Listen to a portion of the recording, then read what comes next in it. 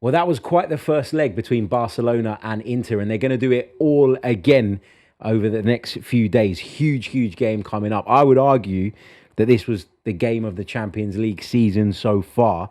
Kweku, what did you make of it? I expected Barca to be front-footed.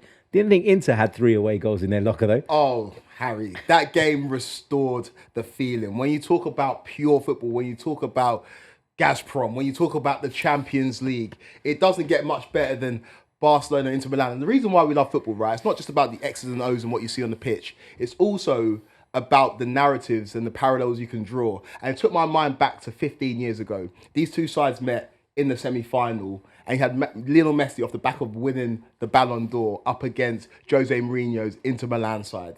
And what this Inter Milan side did to Lamine Yamal, who we're going to come on to, Inter Milan did the same thing to Lionel Messi, where you had Zanetti tripling up with Motta, with Cambiasso, trying to just build a wall in front of Lionel Messi. And in this game, we had it with Lamine Yamal. You had DeMarco, you had, who else you had? You had Mkhitaryan, and then you had Bastoni tripling up on Lamine Yamal, who still did his thing. And just kind of those sentiments that you can carry through from 15 years ago to now, the heir apparent to Lionel Messi and Lamine Yamal trying to be stopped by an Inter Milan team that are more tactically astute than Barcelona. It was just a game that had absolutely everything. I think going into it, you thought that Inter Milan would be a little bit pragmatic. They wouldn't really come out. But what Barcelona do to every team they play against is they draw you out. And it made for a basketball game. It made for an absolutely incredible occasion. And the fact that Inter Milan took the lead helped the occasion. The fact that they took a 2-0 lead, it was just absolutely incredible. And we saw great goals. We saw the feistiness. We saw an increase in tempo of play. And in this era of football where everyone wants to denigrate it because it's boring and it's based on whiteboard managers, we saw two teams just say, let's go out and play. And it made for an absolutely incredible occasion. I loved it. And if you're looking at this tie, I think Inter Milan going into the second leg, it might not be the way they wanted to do it, but they're the happier of both sides. Because Barcelona have got the ability to turn anybody over at home. I know it's not the Camp Nou, but in Barcelona, this team are absolutely incredible and they're going to score goals. But the fact that Inter Milan can take a draw back to the San Siro for the second leg, I think it makes for an absolutely incredible occasion, and I loved every second of it. As great as Barca were in the attacking sense, Tony, they did leave themselves pretty vulnerable at the back. Does that concern you when talking about the second leg and their prospects of winning the whole competition? Yeah, 100%. I think Barcelona are the best footballing team in the world, but it's the highest line I have ever seen. Hansi Flick, I appreciate what you're doing, but that high line is crazy. And they're a good enough football team to beat you at home, but away, it might be a bit different. I saw it at the Dortmund game. They still played that high line, and Dortmund had chances. If Dortmund were a better team, they could have easily won that game by more. I know Sergio Grassi got his hat-trick, and I think Inter Milan are a much better team than Dortmund. It takes 3 passes to get past his Barcelona back 4. And Paul Grassi, and Martinez and Kubasi have the pace to get back and make a last-ditch challenge. We saw it yesterday, but that high line is just so high. Their positioning. It's positioning. I've never seen. There's high lines, and then there's what Barcelona are doing here. And the inability to deal with crosses as well. It was. I think Barcelona are on the brink of a dynasty, right? Like, as poorly run as that club can be for a decade, because La Masia is La Masia, every generation they'll produce an otherworldly talent. But defensively, they look really frail. And when you saw Koundé go off and you saw them have to shift things around a little bit, you saw just how frail they were. I thought Szczesny was great in terms of kind of mitigating that gap, right? Off his line really quickly because of how high the line was. But it was crazy football. And as a result of that, they drew Inter Milan into the game that they wanted to play. And for about half an hour of that game, I was like a giddy child. Football hasn't got me like that in a while. But every time Barcelona got on the ball, you thought something was going to happen. Every time that Inter would go long and, like you say, play about 3 or 4 passes and break through and play the ball up to Thuram, you thought, oh, Inter are in as well. It was just a game that had absolutely everything. I just wonder if Inter's efficiency is going to see them get over the line, that they get to play at San Siro, which is a different ball game. They only had 28% of the possession in the first leg, yet they scored 3 goals. And look, the nature of the goals, you look at the first one from Thuram, although it was a fantastic goal. Barcelona got caught cold. That can happen at the start of the game. I think that was the fastest goal we've seen in a Champions League semi-final. So that can happen, right? But the defending for the second one, really, really poor. And to allow Dumfries, I know he's had a good goal-scoring season by his standards. I think he's got 10 now. he's not renowned for that. He's not renowned for getting in the final third and being impactful. In fact, if you listen to a lot of Inter supporters, they'll tell you that actually he can be quite wasteful. Yet he turned into the hero last night because the space was there, the opportunity was there. And I think as much as Simone Inzaghi would have been worried about what Yamal and Rafinha, for example, could do at the other end, he knew that they were vulnerable. And he knew that if he sort of let the handbrake off a little bit, there was something there for Inter. And they were able to get that draw. And look, there's no away goals anymore, so it doesn't have the significance it would have done years ago.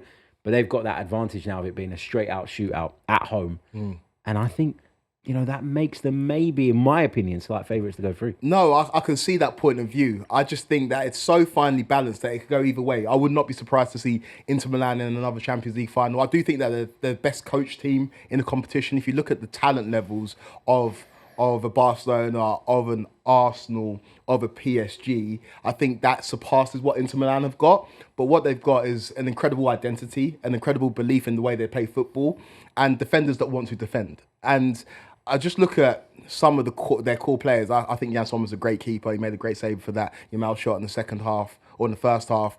You look at how good Bastoni is, Barella. Thuram's a player that, for me, blows hot and cold, but this was one of his best performances. It was akin to a performance that you see Didier Drogba putting in the Champions League, where the team hasn't got much of the ball, but when they play it up to you, it has to stick, and you have to do something. And he did something in the first 30 seconds. There is just so much to kind of dissect going into the second leg, and I feel like both managers will...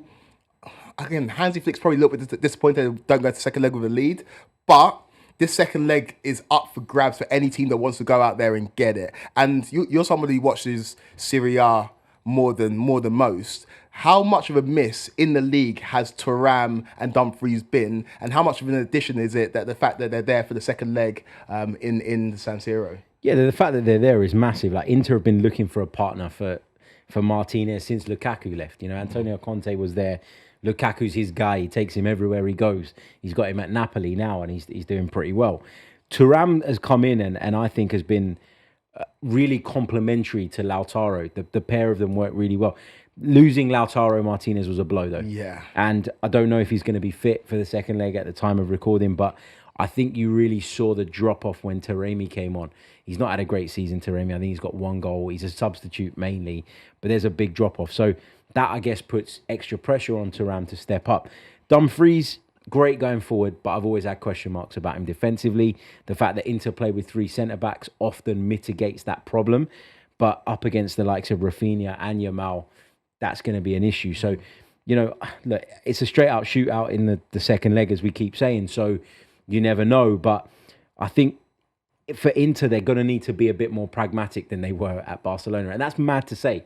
They were away from home. You'd expect them to be their pragmatic selves in that game rather than the home one. But I think they learnt their lesson about what Barca can do in the final third, because Inter's goals, in a lot of ways, I know the first one was great, they felt like cheap goals.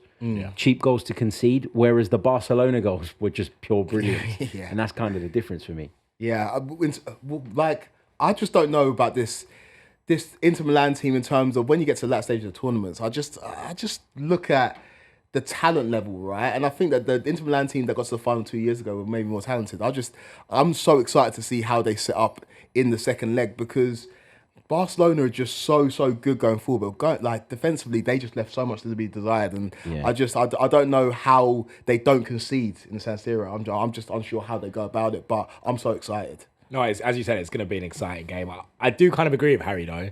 I think Inter are going to go tiny bit more pragmatic. There were so many times in that Barcelona game where Inter could have got past through 3 or 4 passes and they're through. I don't think they had, and that was a case of Barcelona wanting to attack, wanting to be the home team, getting all that possession, that high line. They're going to want to do that at the San Siro, but I don't think the International faithful were going to allow that. So it's going to be a matter of just Inter being a tiny bit pragmatic, Barcelona trying to go for it, and Symeou Inzaghi just coaching the hell of a game. And I feel like Inter are going to go through to the final. I don't know how you stop Lamine Yamal as well, though. This is the big challenge that Inter have. I've watched him before and I've been impressed. But last night, when we were watching it, I was blown away by him. I thought he was unreal. And Inzaghi came out after the game and said, we put 3 players on him. Yeah. Like, we had to. And I kind of like that, because while a lot of managers would keep that sort of close to their chest and not reveal something like that, I thought it was nice that he kind of revealed that to kind of shine a light on how exciting a talent this young man is. But DeMarco, I mean, can he start again against him? Like, he looked like he was ready for retirement, DeMarco, and he's been really solid for such a long time. So that came as a big surprise to me. You know, I knew Yamal was talented, but the way he tore DeMarco apart, and Bastoni was playing on that side as well, and he had a torrid time too. It just says so much about the young man, and he could go on, I suppose, to be the match winner. Should we get some predictions then? Yeah. Go on, Kweku. Over to you first. This is so difficult because Inter have been my dark horses the whole tournament. But I just think that Barcelona are going to find a way. I think Barcelona are going to find a way. I'm going 3-2 Barcelona. Tony? I'm going 2-2 and then Inter Milan on penalties. I'm going to go 2-1 Inter in the 90. I think Barcelona's vulnerability from set pieces is a real big problem for them.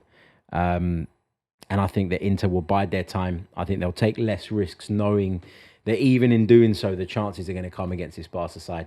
They'll pick their moments. I love Hansi Flick as a coach, but I think if one of the coaches is going to be sort of with his head in the sort of analysis over the course of the next week, I know they both will, but Inzaghi feels like more of a problem solver for me, and I think he's going to figure it out. So I'm going to go into 2-1.